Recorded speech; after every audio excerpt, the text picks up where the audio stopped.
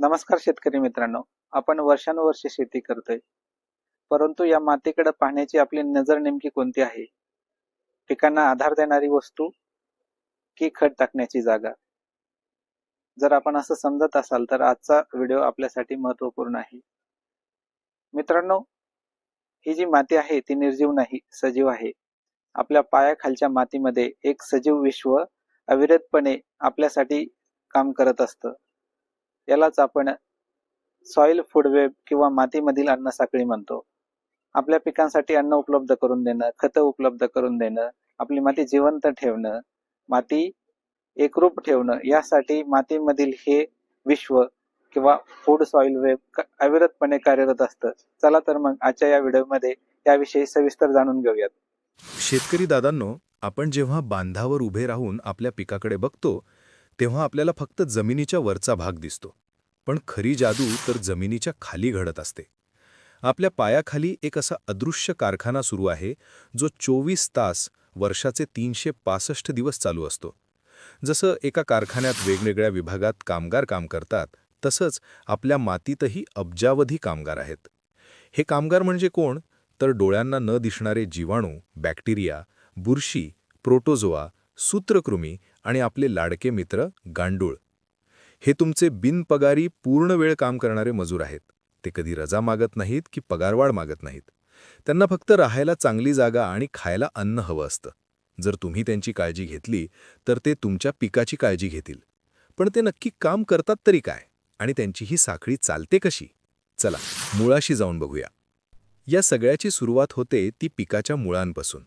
मुळांच्या अगदी जवळचा जो मातीचा भाग असतो त्याला विज्ञानाच्या भाषेत रायझोस्फिअर म्हणतात. ही जागा म्हणजे जणू काही मातीतली एक गजबजलेली बाजारपेठच आहे. तुम्हाला माहितीये का, तुमचं पीक सूर्यप्रकाशाच्या मदतीने जे अन्न, साखर आणि कर्बोदके तयार करतं, त्यातील जवळपास 30 ते 40% भाग ते स्वतः खात नाही, तर मुळांवाटे मातीत सोडून देतं. आता तुम्ही म्हणाल, पीक असं का करेल? इतक्या कष्टाने बनवलेलं अन्न फुकट का वाटेल? तर शेतकरी मित्रांनो, हे फुकट वाटणं नाहीये, हा एक व्यवहार आहे. पीक मुळांवाटे एक प्रकारचं साखरेचं सरबत म्हणजे रूट एक्झोडेट्स मातीत सोडतं. या सरबताचा गोड वास घेऊन मातीतले उपयुक्त जीवाणू आणि बुरशी मुळांच्या भोवती गोळा होतात. पीक जणू काही त्यांना म्हणतं, हे घ्या तुमचं जेवण आणि आता माझ्या मदतीला या. जशी साखरेच्या पोत्याभोवती मुंग्या जमा होतात, तशीच मुळांभोवती या उपयुक्त सूक्ष्मजीवांची प्रचंड गर्दी होते आणि इथेच खऱ्या अर्थाने अन्नसाखळी सुरू होते.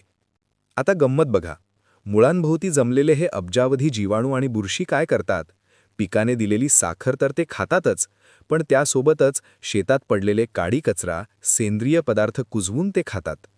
जेव्हा ते हे पदार्थ खातात, तेव्हा त्यातील नत्र, स्फुरद, पालाश आणि इतर सूक्ष्म अन्नद्रव्ये ते स्वतःच्या शरीरात साठवून ठेवतात. म्हणजे हे सूक्ष्मजीव तुमच्या शेतातील चालत्या फिरत्या खताच्या पिशव्या बनतात. पण इथे एक अडचण आहे. जोपर्यंत हे नत्र स्फुरद त्या जीवाणूंच्या पोटात आहे, तोपर्यंत पिकाला ते मिळणार नाही. मग पिकाला ते मिळणार कसं?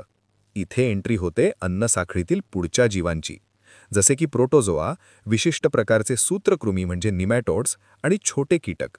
हे जीव म्हणजे शिकारी आहेत. ते या खताने भरलेल्या जीवाणूंना आणि बुरशीला खातात. आणि निसर्गाचा एक साधा नियम आहे, जे खाल्लंय ते पचवावं लागतं आणि उरलेलं बाहेर टाकावं लागतं.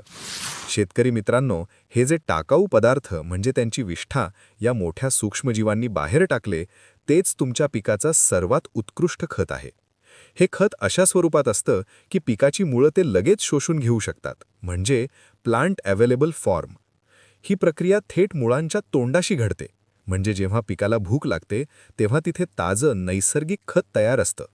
बाजारातल्या कोणत्याही युरियाच्या गोणीपेक्षा हे नैसर्गिक खत 1000 पटीने ताकदवान आणि पिकाला लागू पडणारं असतं. या सूक्ष्मजीवांचं काम फक्त अन्न पुरवण्यापुरतं मर्यादित नाही, ते तुमच्या जमिनीचे सिव्हिल इंजिनियर्स सुद्धा आहेत. ते कसे? तर जीवाणू त्यांच्या शरीरातून एक चिकट पदार्थ सोडतात, ज्याला ग्लोमॅलिन म्हणतात. आणि बुरशीचे लांबच लांब धागे असतात.